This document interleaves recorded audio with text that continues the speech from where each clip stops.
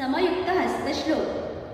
अंजलिश्च कपोतश्च कर्कटः स्वस्तिकस्तथा डोलाहस्त पुष्पकूट उत्सङ्गः शिवलिङ्गकः कटकावर्धनश्चैव कर्दरी स्वस्तिकस्तथा शकटं शङ्खचक्रे च सम्पुटपाशकीलकः मत्स्य कूर्म वराहस्य गरुडो नागबन्धकः खट्वाभेरुण्ड इत्येते संख्याता संयुक्ताकरः त्रयोविंशतिर्युक्ता पूर्वगैर्भरतादिभिः।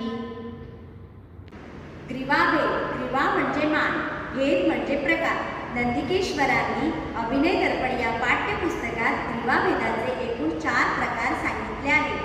सुंदरीश्च तीरशीना तथैव परिवर्तिता प्रकम्पिता च भावज्ञेया ग्रीवा चतुर्विधा। स्थानक भेद, स्थानक म्हणजे स्थिती। नंदिकेश्वरांनी अभिनय दर्पण या पाठ्यपुस्तकात स्थानक भेदाचे एकूण 6 प्रकार सांगितले आहेत। पादविन्यास भेदेन स्थानकं षडं विधं भवेत्।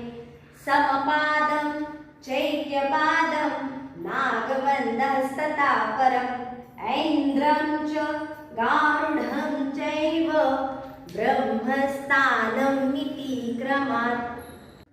हस्तप्रचार, हस्त म्हणजे हाताचा तळवा।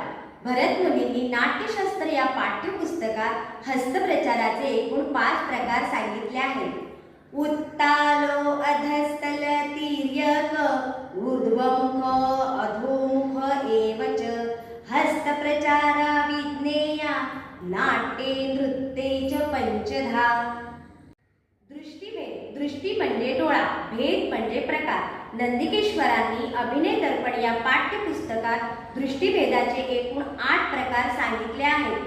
समम आलोकितं साची प्रालोकितं मिलिते उल्लोकितानुवृत्ते च तथा चैवावलोकितम् इत्यष्टौ दृष्टिभेदाः स्युकीर्तिताः पूर्वसुरिभिः।